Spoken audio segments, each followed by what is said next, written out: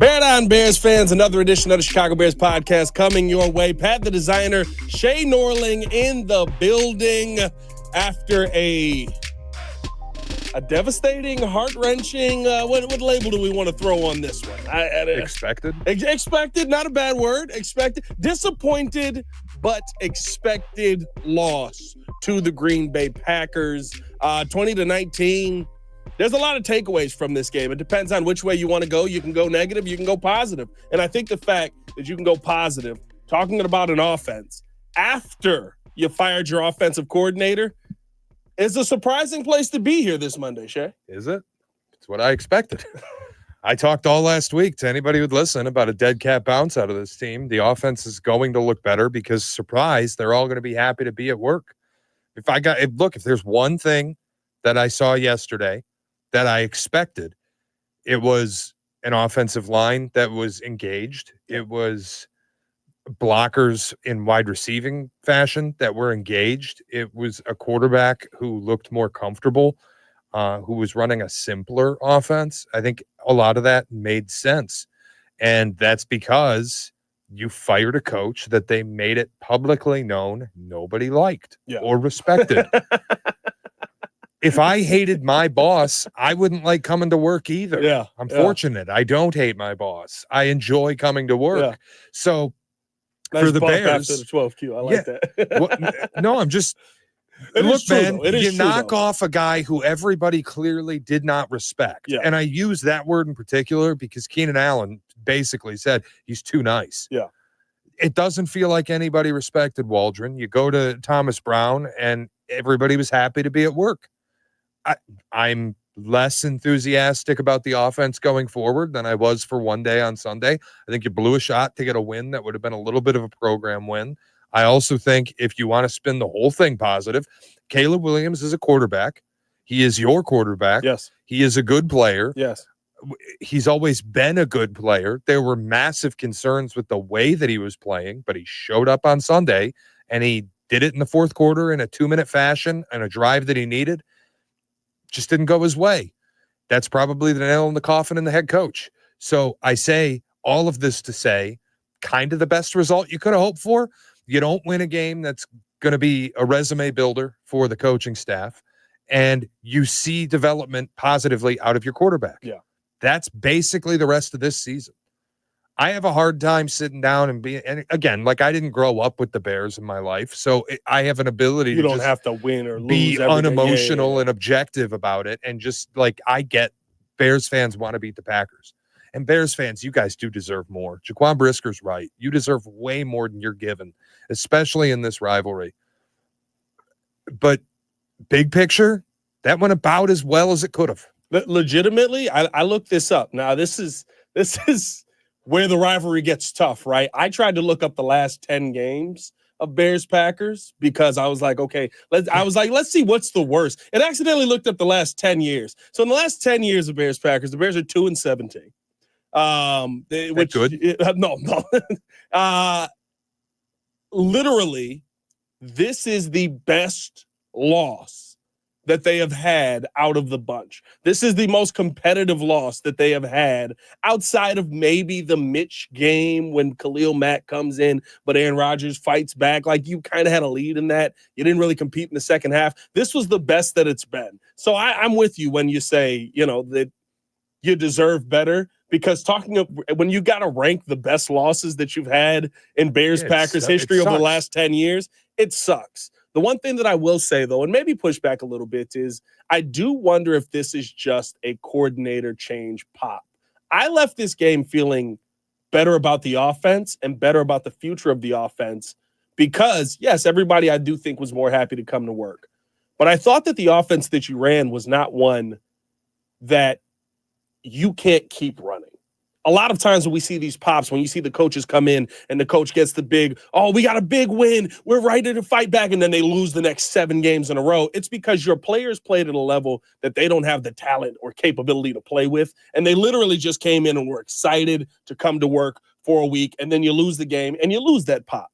I don't think that that's the case here with Thomas Brown, just because I think the offense that you were calling was one that's simple, that clearly Caleb Williams can handle, that clearly Caleb Williams can operate in, that your playmakers can make big plays in, short passes to DJ Moore, short passes to Keenan Allen. It's not until you get to the end of the game where you need them to go out there and be Superman, where all of a sudden, you kind of see some of those skill sets start to be on display with the deeper passes down the field. But the intermediate to short game being on display, I think that's something that you can go out there. I would hope it's something you go out there versus the Minnesota Vikings, who basically Brian Flores is going to be running Engage 8 all day. Yeah. I would hope that that's a system that you're planning on running that day. I would hope you're trying to get those short yardage plays to DeAndre Swift. Those are the things that I think are sustainable.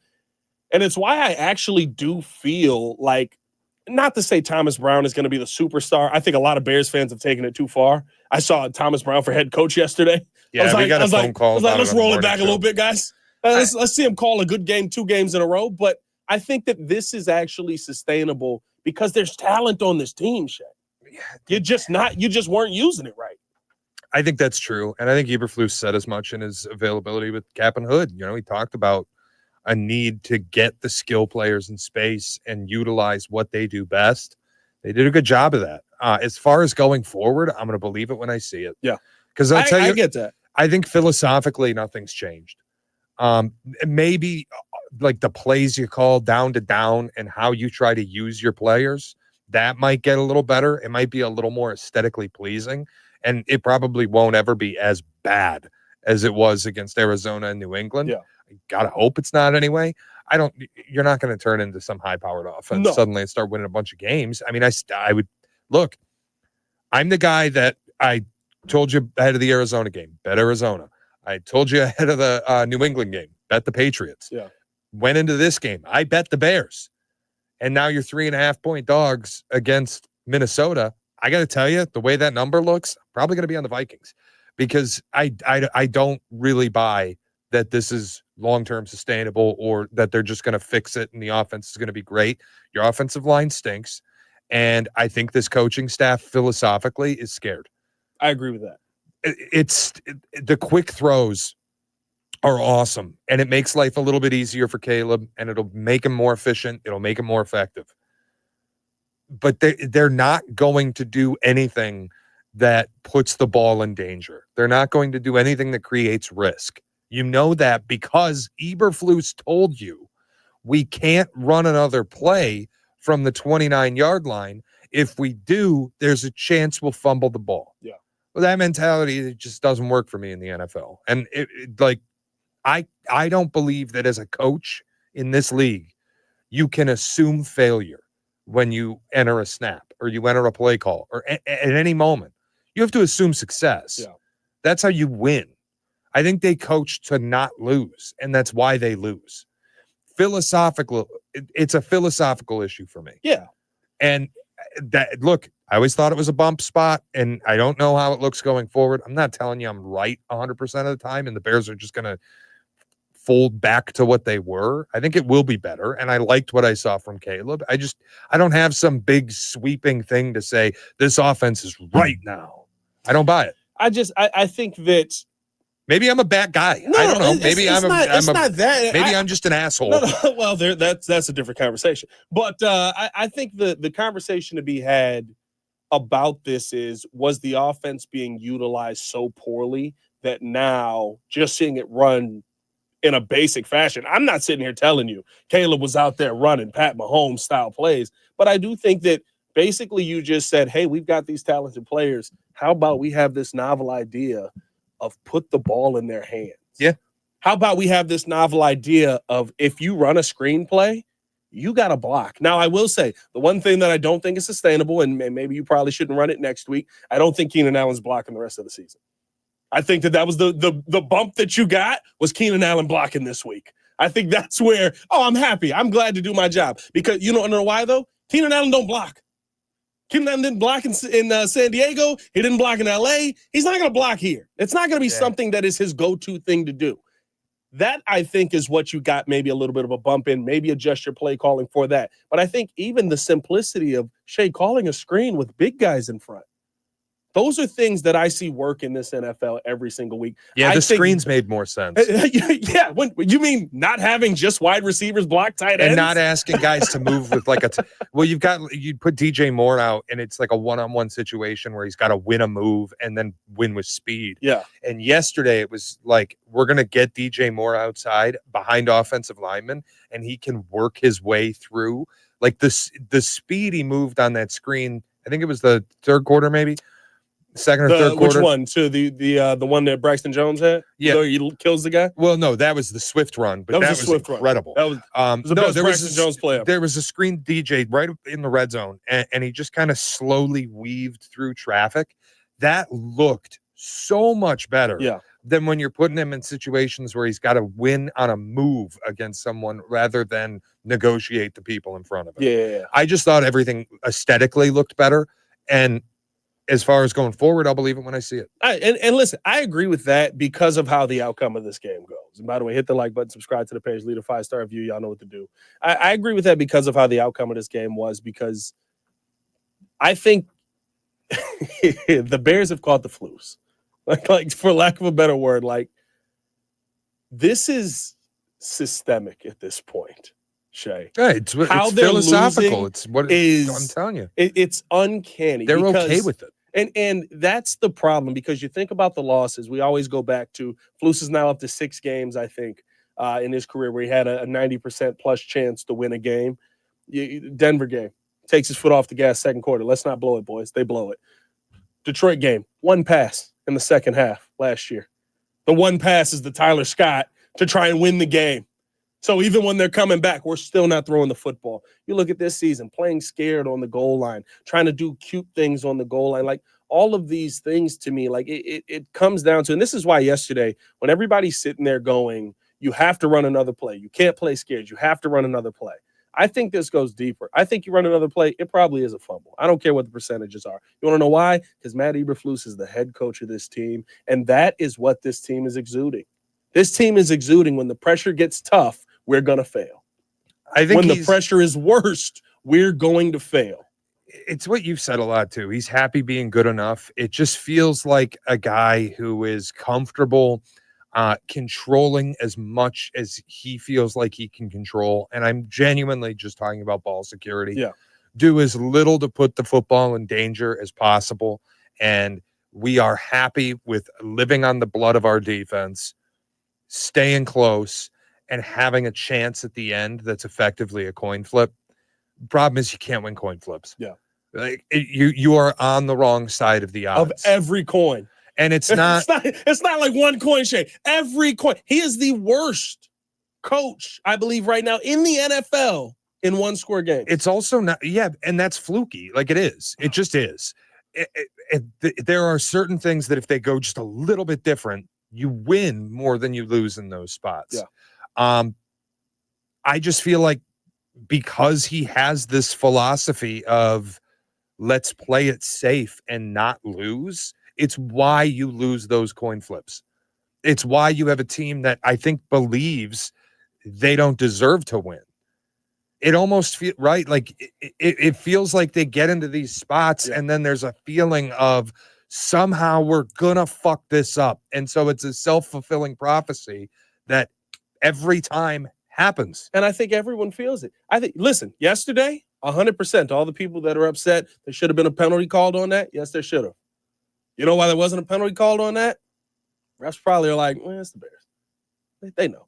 Like, it does go to, well, and also, you're going to do something to mess this play up. Officials are going to screw things up. Officials didn't review a ball that hit the ground, and they just decided to play on in Bills Chiefs. Yeah. They screwed that up. Yeah. They also didn't throw a pass interference flag against the Bills. Yeah. Like, both fan bases can come out of that and go, well, Buffalo should have had a touchdown stripped off the board. And Buffalo can go, well, you shouldn't have ever even been in a 4th and 3 to get a holding. It should have been 4th and 13 the whole time. That's how I felt the Bears-Packers were yesterday. LaFleur's on the sideline losing his mind all day because the Bears were getting the benefit of calls. I think the Packers got the benefit of the last call. My point is, if you're one of these fans out there going, oh, they didn't call the leverage penalty, we got hosed. Stop. Yeah. Win the game yourself. You can't control what officials do. If you leave it up to the official, you didn't play well enough. period. And I think here's what I think the difference is. That's what I'm talking about with the coin flip too. Yeah. Eberflus, you can control only what you can control. And in his mind, it's ball security. You can't control what the officials do. You're right. But if you just play better and coach better, yes. It won't come down to the official every time. I guarantee that's the part that bothers me. I haven't even watched yet. I guarantee you, Pat McAfee is ripping our blocking on that final play. I already saw Patrick Manley doing it, right? The blocking up front. It's the details that come down to it, and that's where I feel the Bears failed the most. And my thing is, right, maybe you do run another play. Maybe you get 5 yards shorter, and everybody's like, oh, well, it's an easier kick for Cairo. Cairo already said, at 42, I kick it the same way. At 42, 43, I kick it the same way. He doesn't have the leg. He's going to kick it lower no matter what, unless you get it to a 20, unless you get it to the 20. Oh, well, what if you run in a touchdown? Like, I get all of the what-if scenarios. I love the fact that Harbaugh was more aggressive, but I think the difference is the reason the Bears lose these coin flip situations so often is because they're never the aggressor. Matt LaFleur calls plays just like that. I've seen him go, hey, we'll take the points here. We're going to come out of this with a win. Don't worry about it. Not on second down as much. That's kind of crazy. But I've seen him go long kick. Don't worry about it. We're going to rely on the kicker. We got a kicker. We know our scheme is good. We're going to be good. But he doesn't do that every time. Matt Eberflus's default is I'm going to hide in the basement and see if the bomb went off when I get out. I also think it's like you say, they don't do it every time. I've watched a lot of football in my life, and I don't really remember a time where you got to a 46-yard attempt and decided, let's run the clock out. I do, twice. Matt Nagy did it, and Mark Trestman did it. It's like, on second down, can we please stop the cycle? It's only this team. Yeah. And you bring up LaFleur. How many times have I watched Aaron Rodgers throw quick outs just to get 4 or 5 extra yards, get a little bit closer? I know I've seen Tom Brady do it. I know I've seen Tom Brady without timeouts. Good quarterback without timeouts. Drop back and just throw the ball away if the read that they're looking for is not there. Yeah. Why can't we do that? I think it's still a fear of the quarterback. I do. I think that. But that's my point. I think because Flus thinks he still has Justin. But if you, again, that's what I'm saying. Yeah. Because you have this fear that the quarterback is going to do a bad thing. I would much prefer to be talking about Caleb leading a drive down the field and then drop back got sacked and it is what it is, than you settled for a 46-yard field goal with a guy who you know has a weaker leg, who you know kicks low trajectory. You ran the clock out on it and then made him kick a game winner against a team, hindsight or not, that after the game came out and told us their special teams coordinator told them they better get a block, basically said, because Cairo Santos has a noodle leg and they don't protect well up front. Yeah. You settled for the thing they were dying you to do. And I think you had him on the back foot. That's the worst part. Like, I will say this. You did CPR. The one thing that they came out of the game and said, this is where we saw in film study we can win. It's the thing you put yourself into position for. Just to play devil's advocate, and appreciate you guys tuning in, hit the like button, subscribe to the page. Just to play devil's advocate, you're moving the ball down the field well. I understand that. Caleb looks as locked in as he's been probably in 4 weeks. But you've watched him take sacks that take you out of field goal range. You've watched your offensive line not be able to stop. And everybody keeps going, oh, well, why don't you just run the football one more time like Jim Harbaugh does? Because you don't have the offensive line that's going to sit there and beat the guys on the other side and just open up massive holes. That's how that turns into a J.K. Dobbins touchdown. It's not J.K. Dobbins punching people in the face on the way through trying to figure it out. I can almost understand Flus going, we got to, not F this up. But I do understand that's not the mindset that wins you games. It's also not the mindset you should have with the direction you are going organizationally. And it's, again, why I think it was a mistake to fire Waldron and not fire Eberflus. 100%. I'll make a second point on that in a moment. I just want to make it clear. Eberflus is coaching to save his job. Whether Caleb Williams works out or not long-term is more or less irrelevant to Matt Eberflus. His context as a human being is, I need to keep my gig. It's Nagy with Justin. That creates a problem because you're talking about, well, if this quarterback's taking multiple sacks, whatever. He's taking you out of field goal range. He has a history of doing that. Get it, 100%, and it can't happen. He also has to improve on that, and the way to do it is to be in those situations. Yeah. He had just made 3 of the best throws a Bears quarterback has made in probably 5 years on that drive. Ripped the ball over the middle, 3rd and 19 to Rome Odunze. Yeah. Drop back and threw a perfect fade, and then set up the field goal. And you take the ball out of his hands to run the clock out. I'm fine with running the ball if that's what you want to do, but your offense finally has rhythm on a drive. There's 30 seconds left, 35 seconds left. You're playing to win a football game, and it's with this quarterback. Give him the football. Yeah. Let him make plays offensively. Allow them to do it. I think Eberflus is coaching so safe and so scared out of fear he's going to lose his gig that he's going to lose his gig. Well, then he ends up losing the game. Yeah. And I'll tell you what, point 2, I'm getting a little concerned that he's not going to lose his gig. I'm with you. He doesn't talk like a guy who believes he's unsafe. I'm with you. I don't think he coaches like a guy who believes he's unsafe. I'm getting a little concerned. I think the article that we talked about last week when we were on at noon on The Athletic, where you hear that they want a strong executive front office. They want a front office that is kind of the leading force in not only just building the team, but in how the coaching staff is built out. That scares me, Shea, because there's not another coach here. And I keep bringing this point up. Nobody on Flus's staff, I've never seen this. Somebody show me another example. Nobody on Flus's staff has he coached with before. None of the important people on Flus's staff has he coached with before. You picked Shane. I can tell you after one game, definitively, Thomas Brown is a better offensive coordinator than Shane Waldron. You picked Shane Waldron after not ever coaching with him, after never seeing how he coached, after never seeing how he developed players over Thomas Brown. And you're telling me that you understand that's a Flus decision.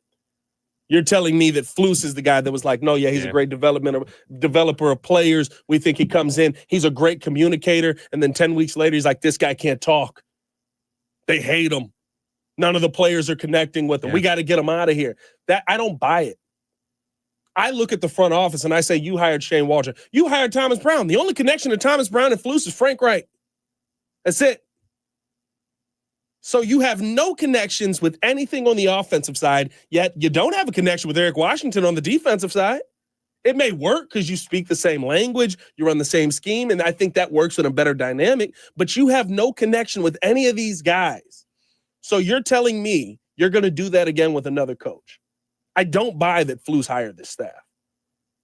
Because if he hired this staff, we wouldn't be talking about Shane Waldron 10 weeks in going, I didn't know that he couldn't communicate with the players, and that because you would have seen it on the field. Well, you're not going to get a Ben Johnson. You're not going to get a Bobby Slowick. You're not going to get any of these names that you think you may get at head coach. Cliff Kingsbury. They're not coming. I'm making a ruling for myself because we keep talking about who the next head coach is going to be. I'm done doing it until this guy's actually fired. I'm genuine. Like, we've got the report out that there's a secret year at the end of his extension. Yeah, his deal is actually a 5-year deal, not a 4-year deal based on what Brad Biggs has heard. That worries me. The way that he talks, the way that he coaches, it feels more like a guy who doesn't believe that there's a fire under his ass. I kind of think he's safe. And I kind of just wonder if it's Kevin Warren or rather Ryan Poles and Matt Eberflus for 4 years. And if it doesn't work, they're both gone at the same time. Because I got to tell you, I know, like Jonathan Hood, my friend, says he always believed Ryan Poles was getting 2 coaches. I don't know that that's necessarily true. You can't have a GM in his 4th season hire a coach because you're basically guaranteeing another 3 seasons to that general manager. No, I don't think that's going to happen. I actually think it's infinitely more likely Poles and Eberflus are both back for year 4, and it's sink or swim for both of you. Well, now would I rather, if you're going that route, would I rather you just cut him off now Yeah. and rebuild it all next year? Of course, but then you're screwing up everything for your year two quarterback. I see that's why I don't know if that's the case. But what has his mantra been? Break the cycle. Yes. You can't break the cycle by feeding directly into it and firing the head coach after the first year with the rookie quarterback. Yeah. That is the cycle. Well, I think that I more push back on that Ryan Poles would end up getting fired because of Matt Eberflus, because I can't sit here and tell you he didn't give Flus the tools. I think the cosign is damning in our minds. It doesn't mean it's damning in the minds of his bosses. To me, the cosign is the most damning. You had an opportunity, get the coach out of here, get him in with a new quarterback, new head coach, all of that, start fresh. I think that to us is damning, that he goes, this is the guy I found. This is the guy that's going to lead us to the promised land. This is the guy that's going to get us to Super Bowls. I don't think that's damning in the minds of his bosses. No, but that's my point. And then you keep them both for a fourth year because you go, oh, we still think it can work. And Poles loves Flus. Yeah. We still think it can work. We'll give you both a fourth year. But this is it for both of you. This is it is what I think is not there. So right? they're going to if they give Flus a fourth year and Poles is on for the fourth year, they're going to let Poles still get another head coach. Oh Christ! And the reason I say that is Poles finding talent? Is Poles bringing pieces in that should work? I think yesterday told us everybody was sitting here crying about 1-9. Why'd you take Rome Odunze at 9? I've told you still could have went and got offensive line, still getting Rome Odunze. I'm excited that we have Rome Odunze. No, he's a great player. I'm sitting here watching. When I go rookie to rookie in the clutch, that means you're built for the moment. Those are two players I want on my team. They always were. My issue was more Keenan Allen the whole time. Sure, 100%, which I'm fine with. And it looks more and more like you're going to be right as we keep going through the season. But I just think that if Ryan Poles is finding talent and he's giving it to a coach that isn't getting the most out of it, I don't think it's surprising to me that the McCaskies would go to him and go get another coach.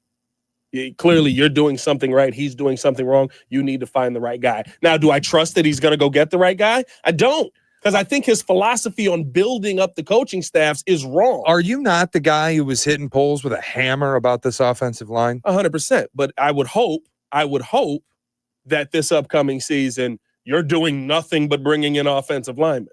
Now, if we get through year 4 and you're still not building the trenches, like this whole, let's be real. I agree. And look, I think that's what he's going to do. I'm also afraid that Eberflus will be by his side doing it. That does concern me. I agree with that. I don't think that we're in disagreement on this. I think that it's just more. No, we're getting caught up in the future look of it, which I don't really.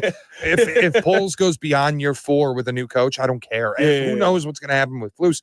The point I'm primarily making is we can waste all the oxygen in the world talking about Cliff Kingsbury or Liam Cohen or Bobby Slowick or Ben Johnson. And realistically, or we still Clint got Kubiak or whatever. I'm done doing it until this guy is not the head coach anymore, because he still is right now. And I have a genuine fear mounting that he will be next season. Yeah. That's it. I'm not in disagreement with you. And I think here's the biggest concern that I have. Flus doesn't not fit what it seems like their philosophy is. No, you think he fits it exactly. Would you agree that even Ryan Poles is good enough? Even Kevin Warren, still waiting for the stadium with parking. Still waiting for shovels in the ground on a property we've owned for how long now?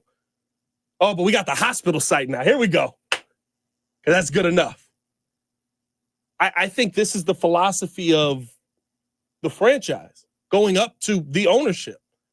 I think that's kind of where you're at. And so if you're sitting here telling me that they're going to go pick a coach that's going to make a difference, that's where I can sit here and go, it almost doesn't matter. Keep them.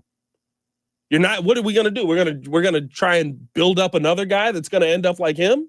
Yeah, it's if the Sando Athletic report is accurate, that they don't want a power established guy, that they don't want a big voice, they don't want a character, they don't want a guy everybody knows, they don't want somebody who will outshadow the brand. They don't want Ditka. Yeah, if that's really all it is. If all that's accurate, well, then why am I going to bomb out Eberflus to hire like a Liam Cohen, who I don't even know if it's going to work? If I have to take a swing on a coordinator, I'm giving a blank check to Ben Johnson. Yeah. They don't have a willingness to do that. Yeah. So this is where the fear lies for me, because I don't think you're getting Mike Vrabel. I don't think you're getting Bill Belichick. I don't think you're getting a guy like Mike McCarthy or Brian Daboll or one of these failed quote unquote head coaches who are well known. No, I think I would love Brian Daboll. This is where I think there's a chance, dude, that it just ends up being Eberflus because he's the type of guy they want anyway. Yeah. Oh, well, we'll give him a 4th year and then we don't screw up the continuity and we'll have the Eberflus and Thomas Brown show. Yeah. Great. I agree with you. I hope it works. I agree. Maybe it does. Like maybe year 4 You know Flus figures what it out. the change is going to be? I said this the other day, but you know what the change is going to be? It's going to be Thomas Brown becomes the assistant head coach, and he's basically the head coach of the offense, and Flus is the head coach of the defense. That's what the change is going to be if Thomas Brown keeps this up. We'll see what ends up happening. Let us know how you guys feel in the comments below. Let us know your thoughts on kind of where the makeup of this offense was. Coming out of this game, heading into next week, do you feel like at least the Bears, versus a good defense, took somewhat of a step forward? Yeah, for sure. Caleb did, definitely. And I think defensively they got back on their swagger a little bit. Second half, for sure. That first half, the run numbers were crazy. Well, the run, you're never going to be good against the run. Not this defense, not without Billings. Like the middle of Billings wasn't good against the run either. No, but you know what I'm saying. I kept hearing that today, and I'm like, Billings was not last year, yes. But now it's even more difficult because you're down personnel in the middle of your defense. It makes that whole thing harder. I don't think they're going to be good against the run. Yeah. It's just what it is. Defensively against the pass, outstanding. Yeah. And they'll continue to be good. And as long as Jalen Johnson doesn't fall down. Well, yeah. Another thing where you're like, the best cover corner in the NFL just fell down. It's got to be Flus. Like part of it's luck, like Love with the overthrow. Yeah. That's totally an unforced error, and it's not something you caused. It's luck. But that's Jordan Love as well. It is also Jordan Love. But no, the defense is going to be what it's going to be. They won't allow teams to score a ton. I don't think they'll look as bad as they did in Arizona again. Offensively, Caleb looked better. The whole operation looked cleaner. Yeah. But Brian Flores is coming here this weekend to fuck all that up. He's got one goal. Yeah, he's gonna send 6 at you. You can't block him. Yeah. I hope that you scheme this similarly to what you did against the Packers and tell Caleb, get the ball out, and if you can't run, don't sit in the pocket. Yeah. Whatever you do. That's going to be your best path. But Brian Flores' defense, this Packers defense is good, not great. They still haven't adjusted to the 4-3 switch. I think that's the biggest problem with them. They're trying to rush 4 and they just don't have. They're not used to it yet. And they're also they don't have the dogs for that yet. They're not a blitz heavy simulate pressure type of group. Yeah. They're good. They're not great. They're better than they were when they had the worst coordinator in the world last year. I think they mirror us a lot in a lot of ways. Great DB unit. Yeah, for sure. Jair Alexander, Xavier McKinney, great players. Yeah. But the Minnesota defense is great. That's a great defense. Daniel Hunter? That's where I think you might run into some problems. Yeah, dude. Like if your tackles aren't 100%, like Braxton Jones showed me something yesterday. Did he? After getting absolutely eviscerated on the last play and dumped into Caleb's lap? That wasn't great. That to me was the mean. I like that you got him out in space on the screen. The majority of the game, he played okay. He killed Evan Williams. Yeah. Killed him. Yeah. I like that. It's a dynamic you can add to your offense. Yeah. Like he's not just going to be a lockdown left tackle protecting the blind side. Hopefully you get Tevin back. But when you can get him in some space and get him to operate different ways, obviously there's a little bit there. Yeah. I'm not saying I'm going to keep him or extend him or he's your franchise left tackle. I'm just saying he showed me there's ways he can operate. But when you're going up against not Daniil Hunter, when you're going up against Dallas Turner. I messed it up. Yeah, Dallas Turner's in there. And Jonathan Grenner. Yeah. Life's a little different. And when you're going up against a 6-man rush, 7-man rush, every single play, because Flores is a lunatic, listen, life's a little bit different. When you're middle of your offensive line, that probably now is Jake Curran, Coleman Shelton, and Matt Pryor, who got destroyed on the field goal kick, is going up against that defensive interior. We're in danger. Caleb's in danger this week. He really is. But the one thing that I'll say, no matter how this week turns out, and I hope that it does turn out, like you said, similar to the Packer week. I feel confident that Caleb Williams is the quarterback that Chicago's been looking for because of something you said when we played the Washington game. Rookies don't drive you down and put you in positions to win games like this. Now, the rookie class this year might end up being unbelievable. This might be one of those. I literally left that Patriots game yesterday. I know you a Patriots fan. I was like, yo, you give Drake May some talent. He's awesome. He might be the best quarterback in this whole thing. And look, I was a guy who thought May, like entering last season in college, I felt like May was QB1. I kind of moved on from that to Caleb throughout the season. They were neck and neck for me. And I'm feeling more and more as we move forward like he is. He's really good. Bo Nix is like maybe going to win Offensive Rookie of the Year. Bo Nix getting Sean Payton, it's incredible. Is the best thing for him because I literally was like, if he's anywhere else, he's not this guy. Daniels is hitting quite a slump right now. We'll see how this goes moving forward. He's in a bad spot. Yeah. And the Kingsbury defense, boy, that calendar flipped to, or offense rather, calendar flipped to November. Line graph starts going down. We are in the fall off the cliff portion of the season for the Cliff Kingsbury defense. Historically, offense. Why do I keep doing that? Fuck. Because he keeps giving the ball to the defense. I'm tired and I'm hungry. Caleb, I think, is awesome. So, yeah, I think the quarterback class is outstanding. But, no, it's like C.J. Stroud sold me last year, not because he was putting up gaudy numbers, but because he was sealing game-winning drives in multiple weeks. And that's something you just don't see out of a rookie. It takes time to excel in 2-minute situations. For Caleb, one, in the magnitude of the spot that was the Commanders game, to lead them down the field at the end twice. Yeah. That said a lot about him to me. Yeah. To do it again, magnitude of the spot. It's the rivalry. It's a team that this organization hasn't beaten in 10 tries. And you're trying to break that streak. And in the 2-minute situation, you drive your team down the field with gutty nails throws. 3rd and 19, the fade, you set up a field goal try. He did everything he possibly could, given the circumstances of what he was allowed to do. And it's what he's coming off of, Shea. Back-to-back sacks. One that maybe you can say he caused not a lot of time there, but maybe you can say he stayed in the pocket a little too long. Well, in 3rd and 19 he created it himself. He evaded a sack, which I saw more of yesterday. Sack evasion was back, which was gone with the Waldron offense. He was evading sacks. That's huge. And he created the 3rd and 19 opportunity. But that's where, like, when you're doing that as a rookie in big spots against good opponents, it's where I buy in. Yeah. And it's why I think Caleb's legit. And it's why, frankly, not to relitigate and fight, it's why I never bought it with Fields, because he never did it. He would get you up. He couldn't get you back. Right. He would get you. He could get you up. He could put you up 31-3. And if you lost the up, the 2-minute scenario was bound to be disaster. And that is, yesterday I said that as well. When I watched him, I was just like, as much as I would have loved to maybe go get is Dallas Turner still available at 9? A Dallas Turner Jared Verse, you know what I mean? I've got 2 offensive players that were nails in the biggest Chicago game of the year. Right? You're not going to the Super Bowl. This is the biggest Chicago game of the year. Who both put you in a position, in Rome and Caleb, who put you in a position to win the game, who, to me, did something off of a situation that I literally went, Justin Fields wouldn't have been able to do that. Now, maybe he evades the pressure and gets a big gain where Caleb didn't, but Braxton Jones literally just getting lifted off his feet and thrown into Caleb's lap the second he gets the ball and taking a sack, I went, game's over.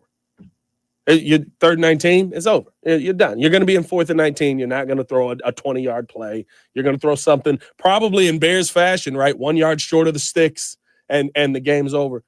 The 2 plays after that where Caleb Williams just locks in, and I think it's the freedom that Thomas Brown gave him. He had to tell him, kid, why are you standing in the pocket? Get out of there. Yeah. Like the set, not only just, you look at the 231, 23 for 31, the efficiency, but 9 carries for 70 yards. Yeah. Your offensive line still wasn't good yesterday. He just made it look better. Yeah. That's a quarterback that I can believe in. That's a quarterback I can get behind. That's what we've been asking for. Yeah. 100%. And if you see something other than that, like I get it, like you're concerned because you're not winning these games, but dog, like this kid just gets it. And maybe it won't work. I don't know. We'll see. Caleb will write the story on Caleb Williams. There's moments in a football game. There are plays in a football game where it's unquantifiable what it is, but you either have it or you don't. And he's shown me twice that he has it. Yeah. So I'm in. I never really got off the bandwagon. I believe that he's a franchise QB, and he showed me again yesterday. My concerns are pretty alleviated. I do think philosophically there's still a problem, and we got to get rid of it. It goes to every. Here's the thing, and I think the national media has done a really good job at this. I think the local media has done a really good job at this. If we mess up Caleb Williams, the Bears did it. It's not because like there were questions on Justin Fields, and I believe the Bears messed up Justin Fields, but there were questions on Justin Fields from college to the pros that you wondered if it was going to translate. The anticipatory throws was always something with him. It just never came. It just never happened, right? It never happened for him. And it still hasn't happened, even in his time in Pittsburgh. That's why all of a sudden, Mike Tomlin's like, Russ, get out there, 31 points a game. All right, we're good. Yeah, how about the spatial awareness of a brick yesterday for Fields sliding short of a first down? That was everybody was like, look, they put him in as a running back. I was like, he's short of the first. What's he like dog, like you got to get the first there. I mean, seriously. But anyway, I just feel like you're in a situation where there's no question on this young man's talent. There's no question on what he can do when you put him in a position to, hey, go play free, but play smart. And he can do that. He's still assessing the defense. I think you took some off his plate. I think what you did by bringing in Thomas Brown is it's like with a kid, right? That wants to overeat. You can't go back for thirds, dog. Yeah, that's 2 plates. You fool. Get out of here. I think Caleb was going back for thirds. He's going there. We throw a fade on the goal line. Boom, let's go. I got it. He misses it. He's putting too much on his own plate. Thomas Brown took that off of his plate. I think that now you can see the quarterback that you wanted to have in this situation. And we know 100%. If you F this up, the Bears did it. It's not the quarterback's not talented. Well, it's not he didn't figure it out. It's not he didn't have the talent.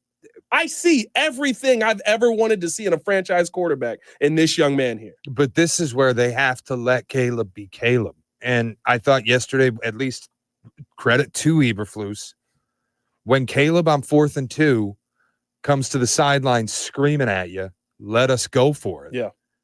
Let them go for it. And you got the conversion. Do what Sean McDermott does. How about this? This is perfect. Sean McDermott is a defensive head coach, a lot like Matt Eberflus, right? Similar guys. Sean McDermott understands his quarterback is a fucking wizard. His quarterback's just a total badass who he can lean on, trust to win football games. Yeah. Yesterday, 4th and 2, defensive head coach sitting on a 2-point lead, can kick a field goal, make it 5, and make Kansas City effectively have to drive the length of the field and score a touchdown to beat you with 2 minutes left. What does Sean McDermott do? Go ahead, Josh. I know you got this. What does Josh Allen do? Fucking cape on, 26 yards to the end zone. Touchdown, Bills win. Yeah. Like, if this is what you want to be, if you want to rock with Matt Eberflus, somebody at some level in this organization has to check his head and say, you've got a baller at quarterback. Let him do it. Yeah. Keep your hands off the offense. Stop telling him about not turning the ball over. Just let him be him. Let Caleb cook. Let him cook. Let him cook. It's all I ask for the rest of this season. Any aspiration of the playoffs is dead and gone. Any expectation of 10 wins, you can forget about it. I've got one ask for the 7 games we have left. Let Caleb cook. Yeah. I agree. That's an episode, y'all. Appreciate y'all for tuning in, showing love. Hit that like button, subscribe to the page, leave a 5-star review. Y'all know what to do. We'll be back tomorrow, Tuesday. That means Courtney Cronin will be on with us. And we get to get a great breakdown of what Matt Eberflus said at the podium today. Oh, I'm getting tired of hearing him talk, dog. Oh, I'm getting tired of hearing him talk. For Shea Norling, it's your boy Pat the Designer. Back at it again. Y'all stay safe out there, Chicago. Bear down. One love. Peace.